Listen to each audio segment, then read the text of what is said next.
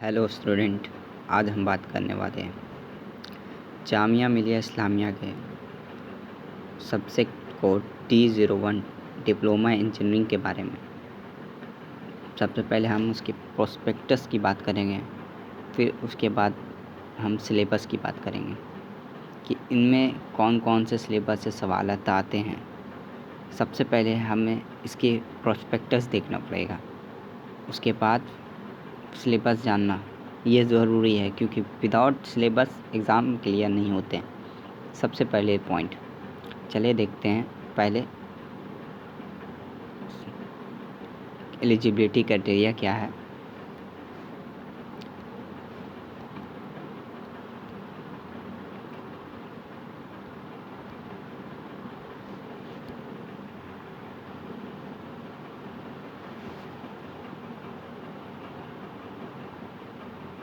सबसे पहले prospectus on करेंगे। अब इसमें T01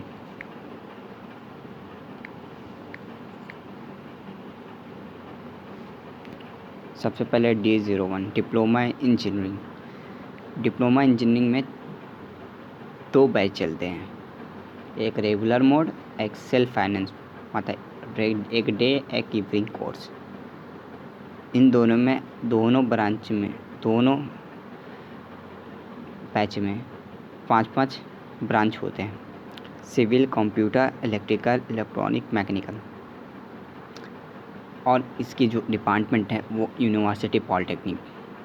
इसकी एलिजिबिलिटी क्राइटेरिया है कि आप सबसे पहला secondary school high school certificate of a recognized board with not less than 45% in marks in maths and science, or PCM as the case may be other than by science।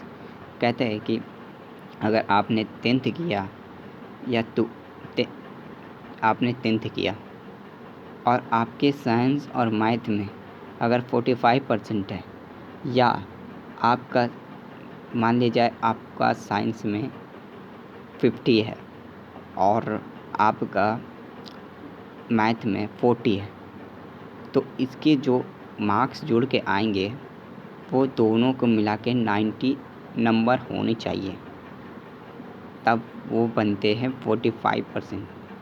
200 number का 45% होता है 90 number. तो आपका दोनों 45% होना चाहिए, science और math का मिला कर। या सीनियर सेकेंडरी अगर आपने 12th किया है या कोई इंटरमीडिएट इक्विवेलेंट एग्ज़ाम ने पास किया है, तो उसमें आपको 45% मार्क्स, यहाँ पे एग्रीगेट कहा है, एग्रीगेट मतलब इससे कम नहीं होना चाहिए। साइंस और मैथ में या PCM में अगर 40% मार्क्स हो तो भी चलेगा। या इक्विवेलेंट सर्टिफिकेट कोर्स, या अगर आपने कोई सर्टिफिकेट कोर्स किया है जो स्टेट गवर्नमेंट्स हो या सेंट्रल गवर्नमेंट हो, या सेकेंडरी वोकेशनल इंजीनियरिंग किया हो, जैसे ITI किया हो, उसमें आपका 50% मार्क्स होना चाहिए। और इसमें नोट करने वाली बात यह है कि candidate who have pass the qualifying examination with elementary math, आपका एक्स्ट्रा में मैथ और साइंस नहीं होना चाहिए। अगर आपका साइंस और मैथ होगा तो आप एलिजिबल नहीं हैं जामिया के डिप्लोमा इंजीनियरिंग में एडमिशन के लिए। अब इसके सिलेबस की बात करते हैं। सिलेबस में क्या क्या कौन कौन से सब टॉपिक से क्वेश्चन आते हैं।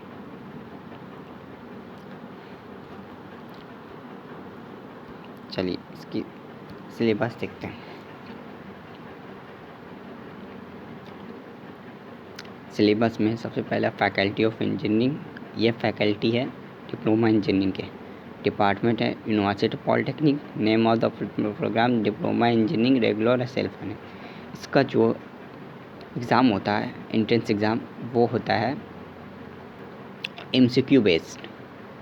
अगले बार जो एग्ज़ाम हुआ था 2022 में वो 100 मार्क्स का हुआ था, तो एज एक्सपेक्टेड कि 100 मार्क्स का ही एग्ज़ाम है।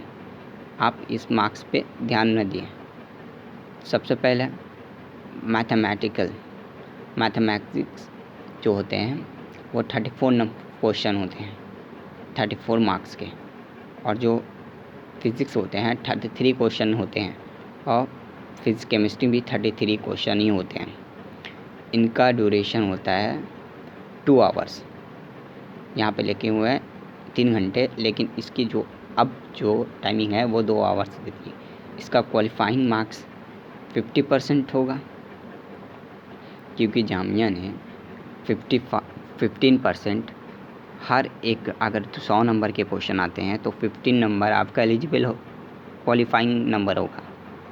इसमें नेगेटिव मार्किंग, अगर आपने 4 सही किया और 1 गलती हुआ, मतलब आपने 4 गलत किया तो आपका जो 1 सही होगा वो भी गलत हो जाएगा, मतलब 4 गलती करने पे 1 नंबर कट जाएंगे। सबसे पहला अब इसकी देखते हैं, इसका सिलेबस। सबसे पहले सिलेबस देखते हैं, ये रहा फिज़िक्स का सिलेबस। फिज़िक्स में displacement and distance and displacement से क्वेश्चन टॉपिक्स हैं, इनसे क्वेश्चन आते हैं। Scalar and vector quantity, addition of subtract, resolution of vector. मैं इसमें सिर्फ इम्पॉर्टेंट चैप्टर बता देता हूँ कि इनमें से क्वेश्चन आते ही आते हैं। सबसे पहला magnetic effect of current, electric current, electric motor, इससे सवाल आते हैं। और कूलम लॉ हमेशा देख लें, इससे क्वेश्चन आते ही आते हैं। और मोशन से होते हैं मास एंड वेट। मोमेंटम से क्वेश्चन आते ही आते हैं, नेक्स्ट ईयर भी मोमेंटम से आया था। कंजर्वेशन ऑफ मोमेंटम, इससे भी आते हैं question. Work and power and energy से भी आते हैं। मतलब 34 क्वेश्चन जो आएंगे फिज़िक्स से आएंगे। अब केमिस्ट्री देखते हैं। हाँ सुन लो, अवगाद्रो नंबर्स से क्वेश्चन आते हैं। और पीरियोडिक टेबल बहुत ज़रूरी है। क्लास 10 से आप किए कर रहे हैं तो उसमें पीरियोडिक टेबल आपको आना चाहिए, क्योंकि पीरियोडिक टेबल से आते हैं क्वेश्चन। और अवगाद्रो लॉ भी आपको पता होनी चाहिए, क्योंकि वहाँ पूछ लेते हैं। और सबसे पहले, और ये क्या बोलता है उसको,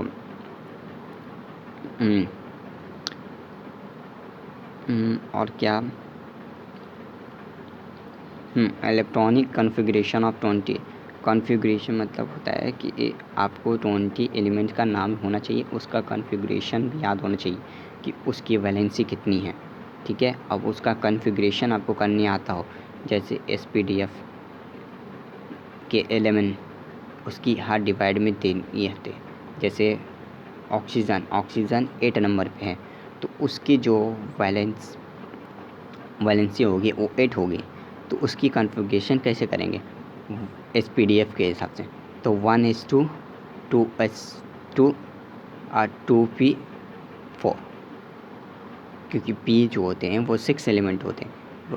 1:2 और 2:2 और जो 5 बचा वो हो गया वो 2p5। तो इस हिसाब से ऐसे ही आपको SPDF में।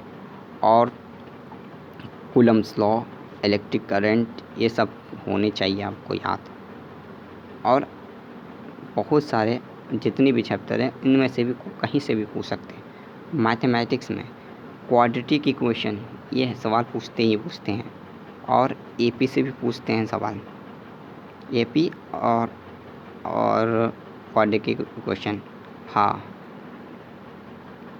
एक चैप्टर और है पाइथागोरस थ्योरम, उससे भी पूछते हैं। साइन थीटा, कॉस थीटा, ये सब भी पूछते हैं।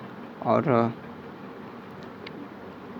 एक चैप्टर और है जो मैं भूल रहा हूँ, ट्रिगोनोमेट्रिक। हाँ, ट्रिगोनोमेट्रिकल रेशियो, ये से भी सवाल पूछते हैं ट्रिगोनोमेट्री से, क्योंकि ट्रिगोनोमेट्री से बहुत ज़्यादा सवाल आते हैं जामिया में। और इसमें system of linear equation in 2 variable, इससे भी सवाल पूछते हैं। क्योंकि अगले साल का क्वेश्चन उठा के देखें तो इनमें से भी सवाल पूछे हैं। बस आप ये चैप्टर सिर्फ पढ़ लें अच्छे से, तो आपका क्लियर होना तय है।